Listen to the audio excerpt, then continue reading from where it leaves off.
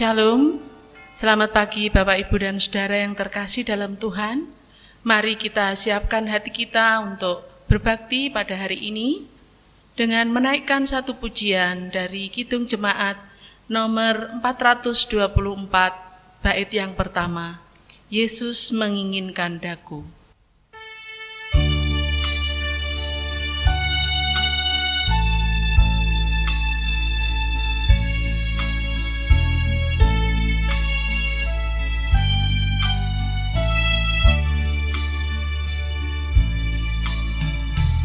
Yesus menginginkan daku bersinar baginya, dimanapun ku berada, ku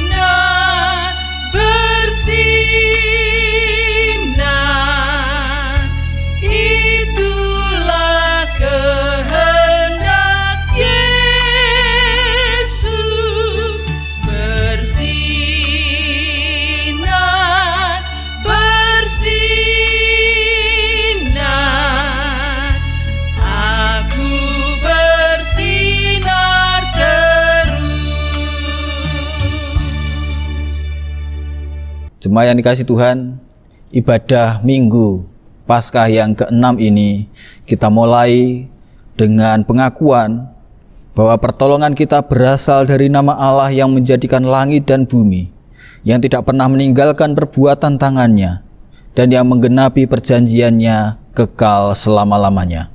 Amin.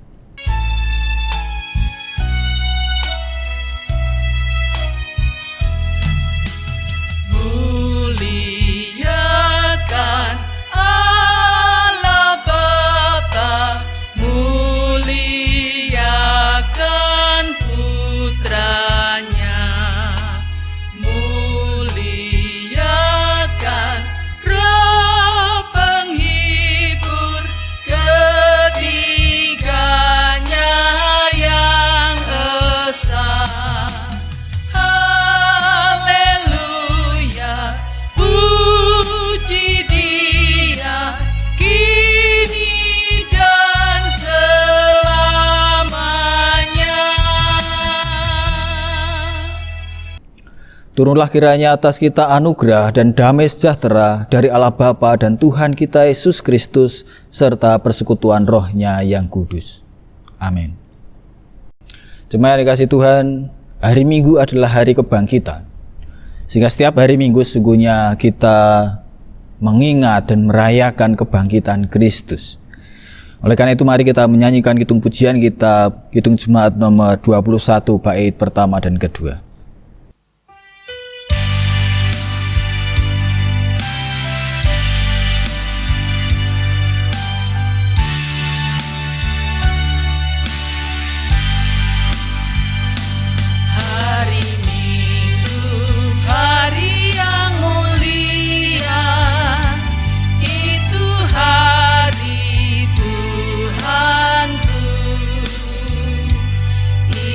Bawa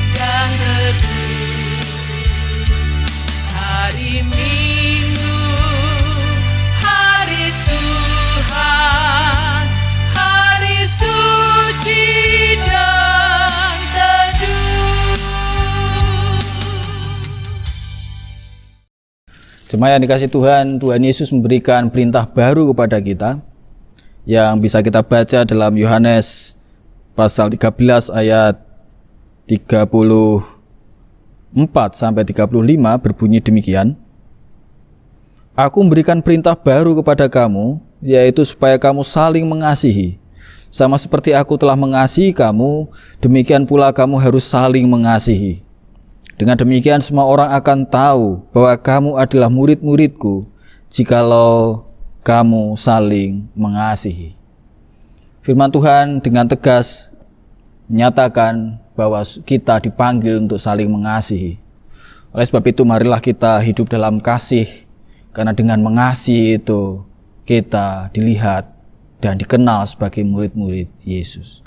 Dan kita mengasihi karena Tuhan telah mengasihi kita. Tuhan telah mengasihi, mengampuni, menerima kita, dan kita bersama-sama akan merasakan betapa besar kasih Allah itu yang mengampuni dan mengasihi kita. Mari kita datang kepada Allah, kita mengaku segala kelemahan dan dosa kita mohon pengampunannya. Firman Tuhan berbunyi demikian. Jikalau kita mengatakan bahwa kita tiada berbuat dosa, maka kita menipu diri kita sendiri dan kebenaran itu tiada pada kita. Oleh karena itu marilah kita berdoa dalam hati kita masing-masing. Ya Tuhan, Engkaulah Allah yang maha besar dan hebat. Kami mengaku dengan segala kerendahan hati kami ya Bapa, bahwa kami sudah berbuat dosa. Seringkali kami menyimpang dari segala ketetapan-Mu, segala pesan-Mu. Kami gagal untuk mengasihi saudara-saudari kami. Kami gagal untuk peduli pada saudara-saudari kami. Ketertutupan, keraguan-raguan yang sering kali melanda kami. Karena itu ya Bapa, kami datang kepadamu. Kiranya Engkau mengasihi dan mengampuni kami. Dengarlah akan permohonan kami, serta kabulkanlah ya Tuhan, berdasarkan perjanjian-Mu. Karena doa dan permohonan kami ini, kami hantarkan ke hadirat-Mu bukan berdasar pada kesucian maupun kesalehan kami, melainkan semata karena rahmat-Mu yang sangat berlimpah di dalam Tuhan Yesus Kristus. Amin.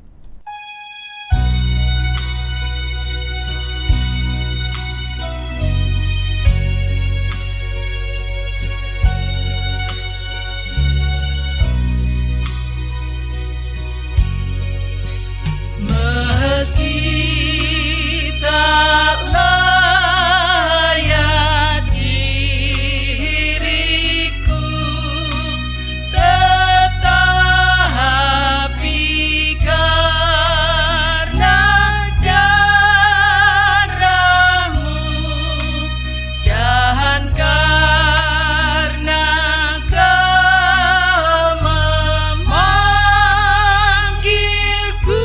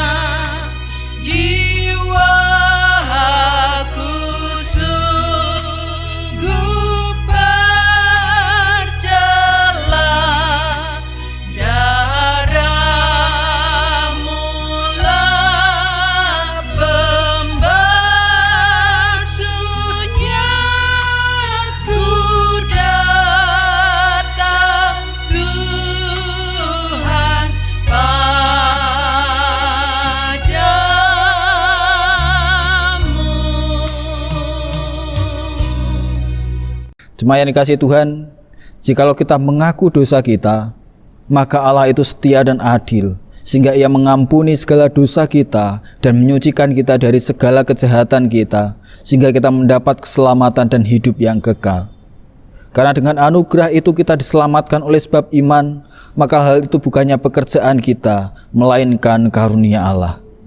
Syukurlah kepada Allah sebab anugerahnya yang tiada terkirakan itu. Amin.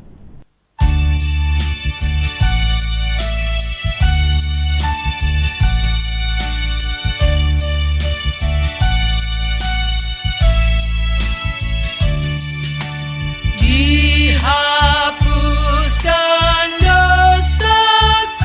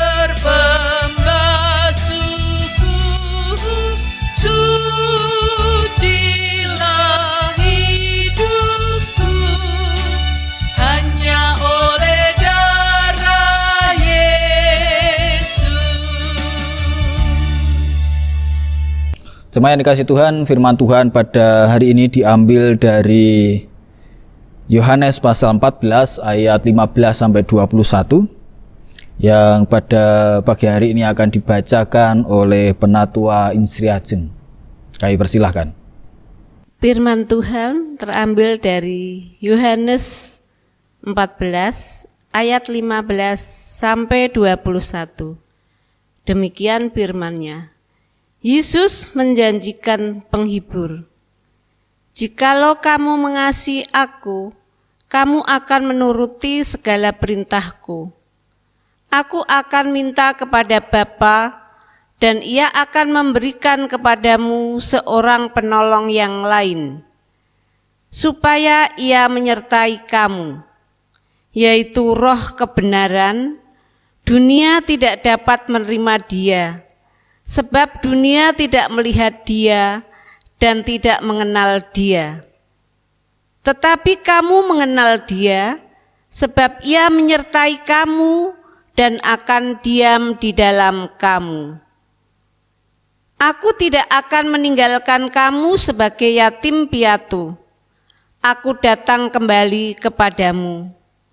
Tinggal sesaat lagi dan dunia tidak akan melihat aku lagi. Tetapi kamu melihat aku, sebab aku hidup dan kamu pun akan hidup. Pada waktu itulah kamu akan tahu bahwa aku di dalam Bapa-Ku dan kamu di dalam aku dan aku di dalam kamu. Barang siapa memegang perintahku dan melakukannya, Dialah yang mengasihi aku. Dan barang siapa mengasihi aku, ia akan dikasihi oleh Bapa-Ku, dan aku pun akan mengasihi dia dan akan menyatakan diriku kepadanya. Amin.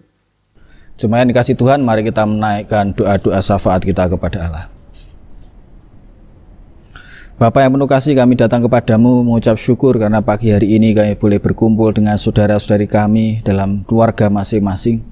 Kami boleh memuji nama Tuhan, kami boleh membaca firman-Mu dan akan merenungkan firman-Mu ya Bapa. Dan perkenankan kami menaikkan doa-doa syafaat kami. Kami berdoa untuk saudara-saudara kami yang saat ini ya Bapa sedang bergumul dalam berbagai situasi yang sedang dihadapi. Kami berdoa untuk saudara-saudari kami yang sedang sakit, seperti pemulihan Pak Bagio, demikian juga untuk pemulihan Bu Sambari. Bawa doa juga untuk saudara Asmiranto, saudara Hanur, demikian juga saudara-saudari kami yang sakit yang lain ya Bapak. Kiranya Tuhan yang memberikan pertolongan. Kami juga berdoa untuk saudara-saudari kami yang mengalami kelemahan tubuh seperti Ibu Tuminah Wartono, Bu Sutini, demikian juga Pak Jemi, Pak Mariolan, Bu Dina, Bu Iswati, Bu Toeni. Kiranya Tuhan yang menemani mereka, menguatkan dan memberikan pemulihan pada saudara-saudari kami ini. Kami juga berdoa ya Bapa untuk setiap jemaat-Mu, mulai dari anak-anak, para pemuda, keluarga muda hingga lansia. Kiranya Tuhan yang hadir dan menyertai kami di masa-masa seperti saat ini. Kami senantiasa tetap merasakan perlindungan dari Tuhan. Engkau yang hadir dalam setiap keluarga kami, Engkau yang memberkati dalam setiap usaha kami, Engkau yang mencukupi apa yang menjadi kebutuhan kami, Engkau yang memberikan damai sejahtera di dalam kehidupan kami. Terima kasih ya Bapa. Kami berdoa juga untuk saudara-saudari kami, satu tubuh di dalam Tuhan, gereja-Mu, untuk dapat tetap sehati sepikir meskipun tidak saling bertemu, tapi kami tetap terhubung dalam ikatan kasih setia-Mu. Tuhan yang berkati kami boleh menjadi berkat di tengah-tengah dunia ini, boleh menunjukkan cinta kasih kami kepadamu dengan mengasihi saudara-saudari kami. Kami serahkan semua kepadamu ya Bapa. Kami juga berdoa untuk bangsa dan negara kami. Kami berdoa untuk masyarakat sekitar kami yang saat ini sedang terdampak wabah COVID-19 ini ya Bapa. Kiranya Tuhan mengasihani kami, Tuhan yang campur tangan dan memberkati kami. Mampukan kami ya Bapa menjadi berkat justru di tengah situasi seperti saat ini. Kami boleh menjadi saluran berkat-Mu pada orang lain. Terima kasih ya Bapa. Kami naikkan doa-doa kami kepadamu. Kami juga berdoa untuk pergumulan pribadi kami masing-masing, untuk keluarga kami masing-masing. Semuanya kami percayakan kepadamu, dan kami bersama akan berdoa sebagaimana telah Engkau ajarkan kepada kami. Bapa kami yang di surga, dikuduskanlah namamu, datanglah kerajaanmu, jadilah kehendak-mu di bumi seperti di surga. Berikanlah kami pada hari ini makanan kami yang secukupnya, dan ampunilah kami akan kesalahan kami seperti kami juga mengampuni orang yang bersalah kepada kami. Dan janganlah membawa kami ke dalam pencobaan, tetapi lepaskanlah kami daripada yang jahat. Karena Engkau lah yang mempunyai kerajaan dan kuasa dan kemuliaan sampai selama-lamanya. Amin. Jemaat yang dikasihi Tuhan, kita akan memberikan persembahan syukur kita kepada Allah sebagai wujud syukur kita atas rahmat Allah yang diberikan pada kita. Kita akan menyanyikan kidung pujian nomor 450 bait pertama dan kedua. Mari kita pujikan.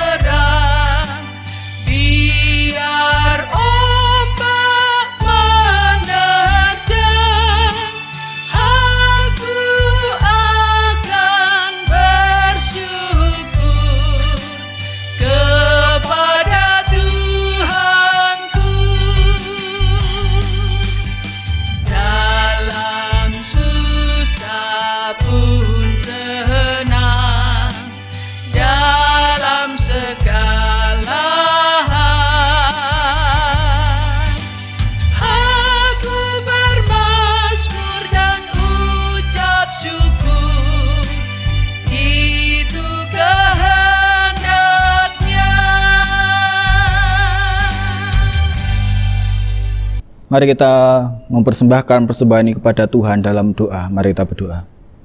Kami bersyukur Tuhan untuk anugerah-Mu, untuk penyertaan-Mu, untuk campur tangan-Mu dalam hidup kami. Dalam berbagai situasi kami tetap percaya bahwa ada Engkau yang merengkuh dan mendampingi kami. Kami bersyukur dan kami memberikan persembahan syukur kepada-Mu. Tuhan yang kuduskan, kiranya persembahan ini menjadi berkat untuk kemuliaan nama Tuhan, untuk membantu saudara-saudari kami yang saat ini sedang membutuhkan. Dan Tuhan juga memberkati kami ya Bapa untuk dapat memberikan persembahan yang terbaik, yaitu hidup kami. Melalui hidup kami, nama-Mu dipermuliakan. Engkau yang akan menyertai kami, Engkau yang akan memberkati kami dan melindungi kami. Terima kasih ya Bapa, kami naikkan persembahan ini kepada-Mu di dalam nama Tuhan Yesus Kristus. Amin. Jemaat yang dikasihi Tuhan, hari ini khotbah diberi judul disertai untuk mencintai. Kalau Bapak Ibu penggemar sepak bola mungkin tahu dengan klub bernama Liverpool dari Liga Inggris, klub yang memiliki fans fanatik yang cukup besar. Dan yang menarik ada lagu yang seringkali dinyanyikan oleh para fansnya setiap kali klub ini bertanding. Judulnya You'll Never Walk Alone. Engkau tidak akan pernah berjalan sendiri.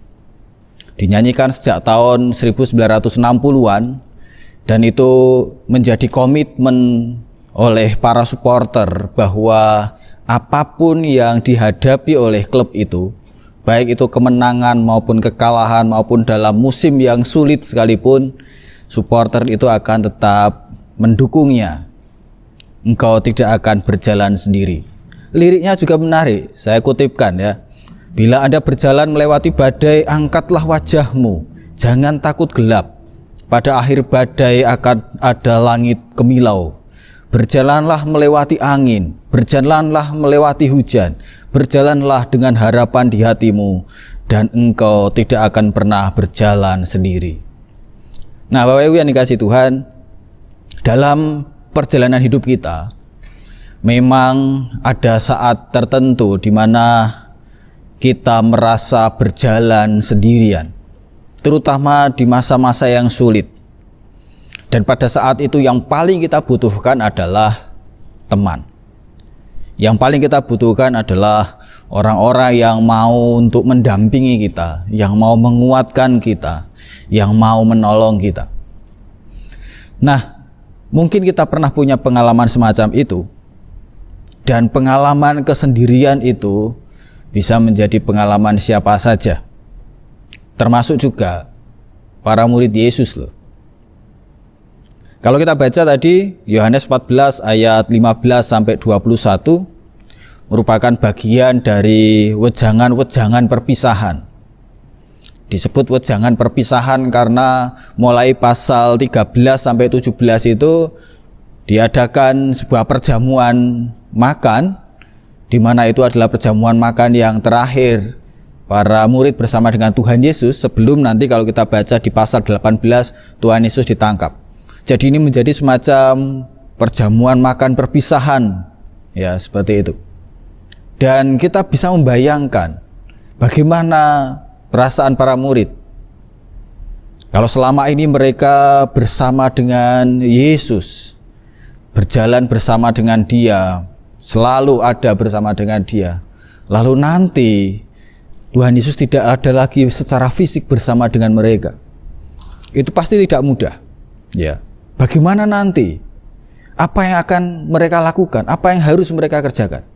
Siapa yang akan menolong mereka? Siapa yang dapat mereka andalkan, gitu ya.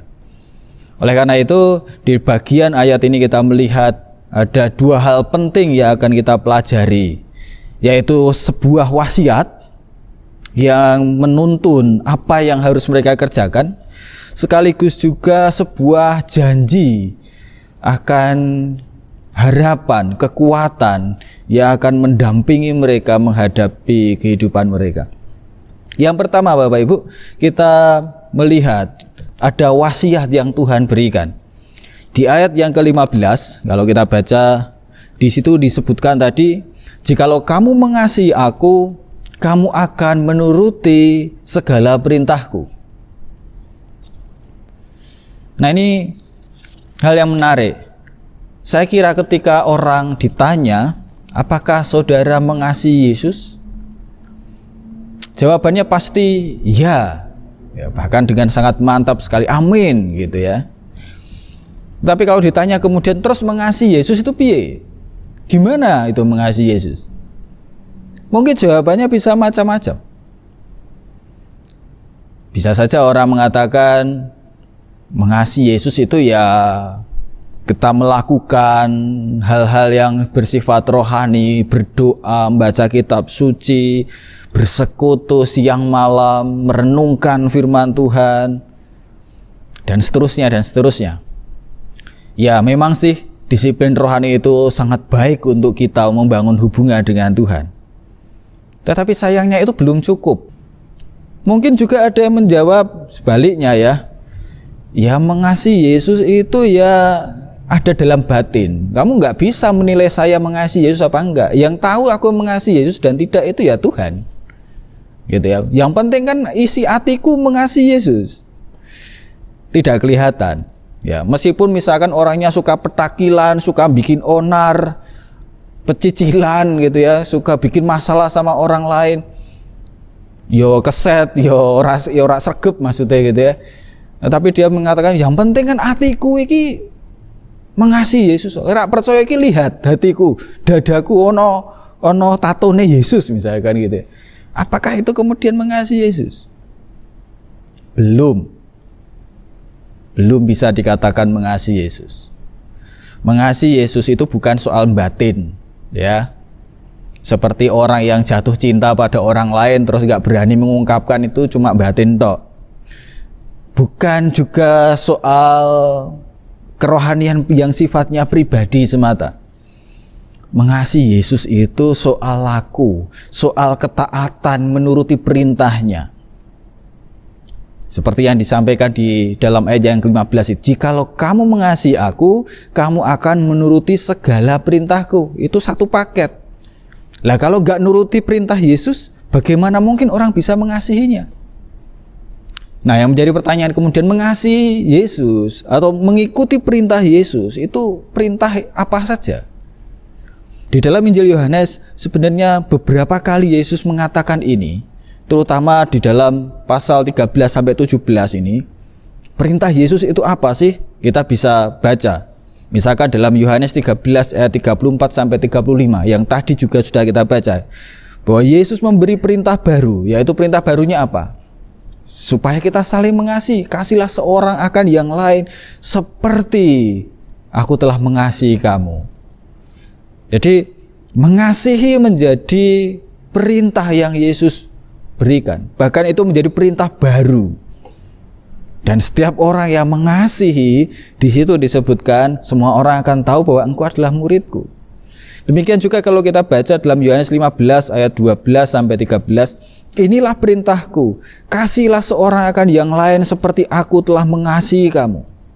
Tidak ada kasih yang lebih besar daripada orang yang mau menyerahkan hidupnya untuk sahabat-sahabatnya, toh? Jadi Bapak Ibu yang dikasihi Tuhan, jelas sekali bahwa mengasihi Yesus itu berarti mengikuti perintah-perintahnya.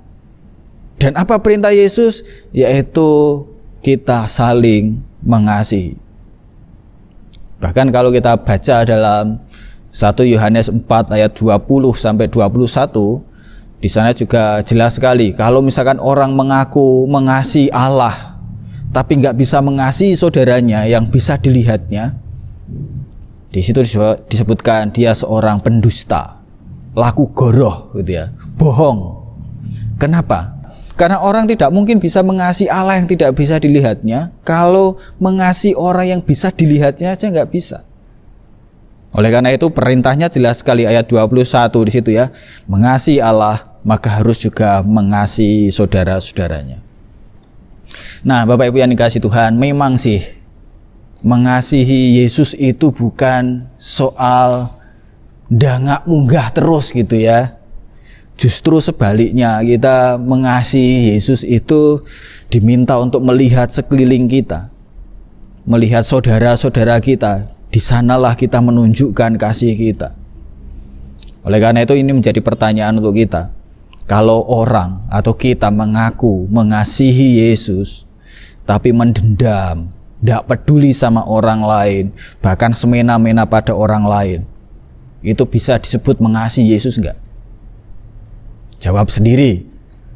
Atau misalkan kita menjadi orang yang rajin berdoa, pujian, penyembahan 24 jam non-stop kayak kaset gitu ya, sampai nggak mau kumpul sama orang lain, tapi juga di satu sisi kemudian jadi nggak peduli sama orang lain, nggak rukun sama tetanggane, nggak rukun sama saudarane.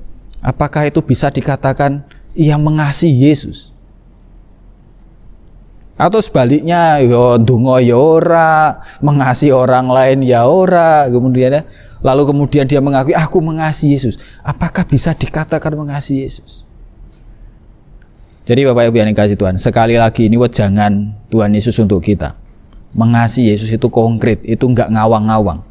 Bukan soal emosi semata, tapi laku hidup yang diwujudkan dengan bukti mengasihi seorang akan yang lain.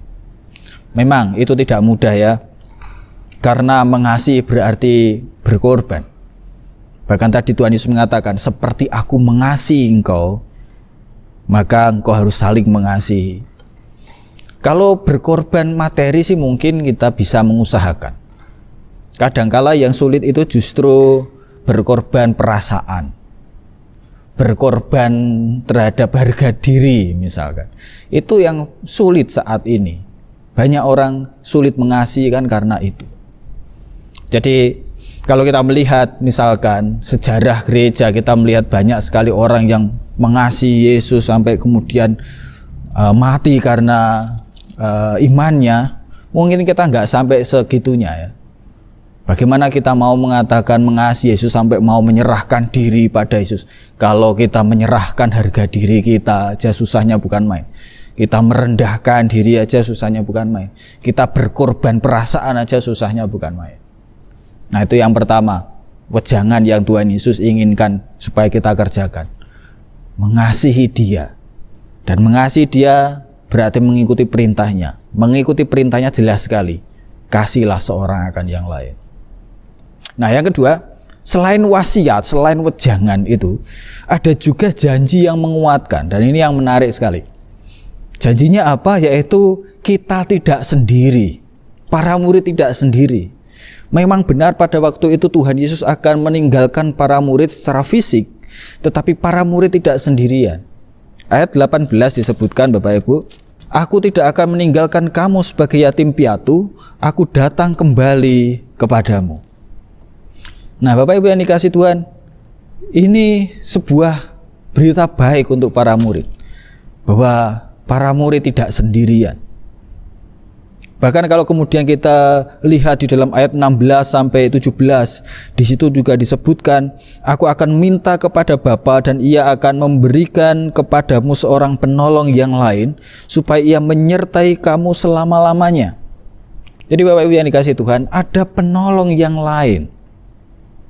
Ada kuasa yang akan menyertai kita selamanya.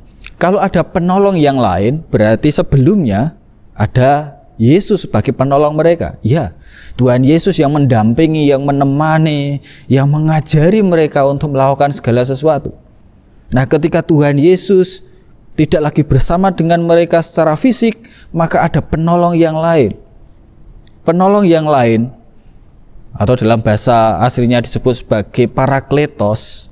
Apa itu parakletos? Biasanya ada arti dari parakletos adalah soal pembela, advokat gitu ya. Memang situasinya biasanya berada dalam pengadilan. Parakletos dipakai untuk menunjukkan adanya orang yang mendampingi, yang membela perkara, yang memberikan nasihat, konselor gitu. Jadi seorang yang mendampingi, seorang yang menemani, yang memberikan kekuatan, yang memberikan nasihat, yang membela kita. Itu yang akan diberikan. Jadi Tuhan Yesus memang tidak lagi bersama-sama secara fisik, tetapi ada Roh Kudus. Ya, ada Roh Allah yang akan mendampingi, yang akan menemani, menjadi pembela mereka untuk melanjutkan perjalanan hidup mereka. Roh Kudus itu juga yang kemudian menghubungkan para murid dengan Yesus. Termasuk kita loh Bapak Ibu yang tidak melihat Yesus secara fisik, tapi kita dihubungkan melalui Roh Kudus, ya. Misalnya kalau kita lihat ayat 17, yaitu roh kebenaran gitu ya. Minggu kemarin kita telah belajar bersama bahwa Yesus adalah jalan, kebenaran, hidup. Jadi artinya apa? Roh Kudus adalah roh kebenaran yang melalui pimpinannya membawa kita hidup dalam Yesus, hidup dalam kebenaran. Demikian juga dalam Yohanes 14 ayat 26, Roh Kudus itu akan mengajarkan dan mengingatkan apa yang disampaikan oleh Yesus. Yohanes 15 ayat 26, Roh Kudus itu akan bersaksi tentang Yesus. Itu berarti Bapak Ibu yang dikasihi Tuhan, Roh Kudus akan membuat kita berjumpa dengan Yesus, memampukan kita hidup dalam Yesus, menghidupi Yesus, melakukan perintah Yesus, yaitu hidup dalam kasih dan kebenaran. Jadi ini penting, kita tidak berjalan sendiri. Roh Kudus yang akan menemani kita, yang diam bersama dengan kita. Di dalam ayat 17 tadi. Dan kata diam di situ kalau kita perhatikan dari kata meno, berarti menemani perjalanan, tidak akan meninggalkan, akan ada terus-menerus. Oleh demikian, Roh Kudus itu menjadi teman perjalanan kita, yang akan menemani kita terus-menerus melalui jalan hidup kita. Bahkan kalau kita mau menelusur lebih dalam lagi, kehadiran Tuhan dalam menemani kita itu indah sekali loh. Ya, ada gambaran yang indah bahwa para murid ada dalam merengkuhan Allah di dalam Tuhan Yesus Kristus. Ayat 20 misalkan, pada waktu itulah kamu akan tahu bahwa aku di dalam Bapa-Ku dan kamu di dalam aku dan aku di dalam kamu. Ya, ini menarik kan, bahwa Kristus di dalam Bapa, lalu kita di dalam Yesus dan Yesus di dalam kita. Jadi ada rengkuhan Bapa di dalam Kristus yang merengkuh kita. Pola yang sama itu ada dalam ayat 21. Barang siapa memegang perintahku dan melakukannya, dialah yang mengasihi aku. Dan barang siapa mengasihi aku, ia akan dikasihi oleh Bapa-Ku, dan aku pun akan mengasihi dia dan akan menyatakan diriku kepadanya. Itu juga menjadi semakin jelas. Ayat 23 misalkan, jika orang mengasihi aku, maka ia akan menuruti firman-Ku, dan Bapa-Ku akan mengasihi dia, dan kami akan datang dan diam bersama-sama dengan dia. Nah, kata diam bersama-sama itu dari kata mone dalam bahasa Yunani. Artinya apa? Ruangan, rumah. Dalam bahasa Inggris juga demikian dikatakan, bahwa akan membuat rumah di dalam kita. Jadi Allah Bapa dan Yesus Kristus akan datang untuk tinggal, membuat ruangan, membuat rumah bersama dengan kita. Jadi ada persekutuan dengan Allah Bapa, ya, Putra dan Roh Kudus bersama-sama dengan kita di sini, di dunia ini. Jadi ia merengkuh kita bersama-sama, kita menjadi bagian dalam persekutuan ilahi itu. Jadi intinya begini, bila kita mengasihi Yesus, mengikuti perintahnya, maka Allah itu akan merengkuh kita, akan hadir, membuat ruang bersama dengan kita, berkemah, tinggal bersama dengan kita. Berarti kita ada dalam merengkuhannya. Jadi tinggal bersama dengan Allah itu tidak hanya soal nanti di dunia lain, ya. Allah hadir, merengkuh, memberikan ruang pada kita, bersama-sama dengan kita juga pada saat ini, di sini, di saat kita mengasihi Yesus. Dan ini menjadi berita baik untuk kita, Bapak Ibu yang dikasihi Tuhan, bahwa kita sekali lagi tidak sendiri. Meski memang kita harus berjalan dalam situasi yang serba tidak pasti seperti saat ini, tetapi ingatlah bahwa kita tidak sendirian. Meski memang ada banyak tragedi yang mungkin kita hadapi dalam keluarga kita, dalam hidup kita, atau bahkan kita mungkin tidak bisa melihat apa yang terjadi di depan, masa depan kita, ingatlah bahwa kita tidak sendiri. Dalam berbagai hal yang menimpa hidup kita, apapun itu, ingatlah bahwa kita tidak sendiri. Ada Allah yang berdiam bersama dengan kita, merengkuh kita. Ada Roh Kudus yang menemani perjalanan hidup kita. Sebagai penutup, marilah kita sebagai murid-murid Yesus tetap berkomitmen mengasihi Yesus, menghidupi Dia dalam wujud nyata, yaitu hidup dalam kasih. Ingatlah kita tidak sendiri, ada rengkuhan Allah dalam Yesus Kristus dan kekuatan Roh Kudus yang selalu bersama kita, menguatkan dan memampukan kita untuk hidup dalam kasih dan kebenaran. Amin. Mari kita berdoa. Bapa, kami bersyukur untuk firman-Mu pada hari ini. Kami diingatkan sebagai murid-murid-Mu untuk mengasihi-Mu, yaitu untuk mengikuti perintah-Mu. Dan perintah-Mu adalah supaya kami saling mengasihi. Mampukan kami ya Bapa, sehingga kami juga merasakan kehadiran-Mu yang menemani, mendampingi, membela kami, yang merengkuh kami dalam perjalanan kami. Terima kasih, di dalam nama Tuhan Yesus kami berdoa. Amin.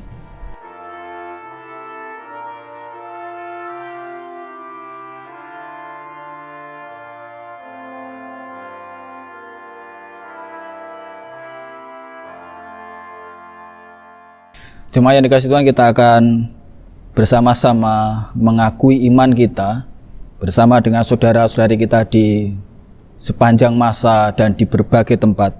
Kita mengakui pengakuan iman kita. Pengakuan iman rasuli. 1.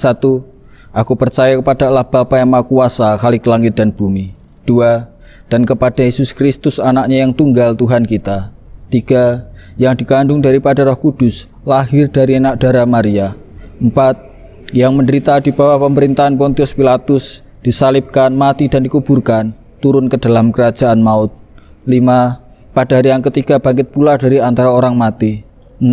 Naik ke surga, duduk sebelah kanan Allah Bapa yang Maha Kuasa. 7. Dan akan datang dari sana untuk menghakimi orang yang hidup dan yang mati. 8. Aku percaya kepada Roh Kudus. 9. Gereja yang kudus dan am, persekutuan orang kudus. 10. Pengampunan dosa. 11. Kebangkitan daging. 12. Dan hidup yang kekal. Amin. Jemaat yang dikasihi Tuhan, kita bersama-sama akan mengakhiri ibadah ini dan kita pujikan hitung pujian kita nomor 424 bait pertama dan kedua. Mari kita pujikan bersama.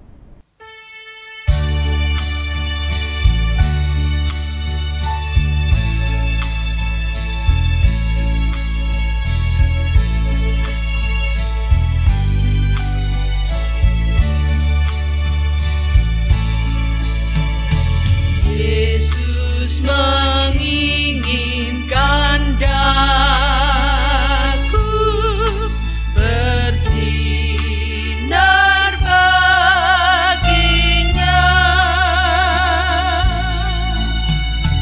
dimanapun ku berada,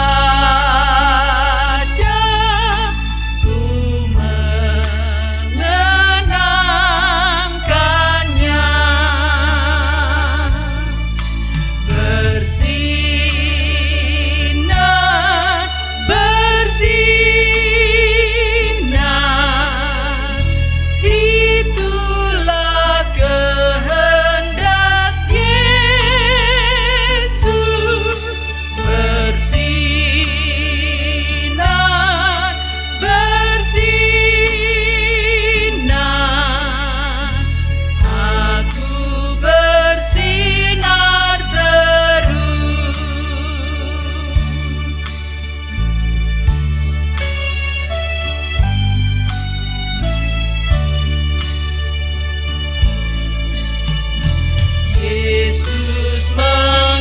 Menginginkan daku menolong orang lain, manis dan sopan selalu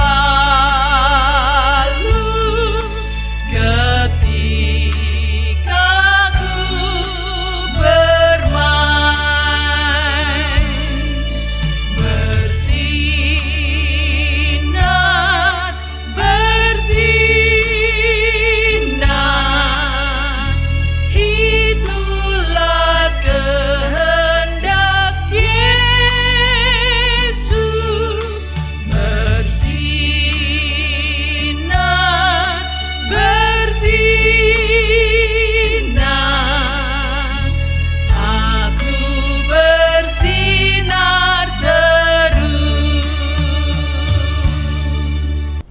Jemaat yang dikasihi Tuhan, akhir dari ibadah ini, marilah kita undur diri.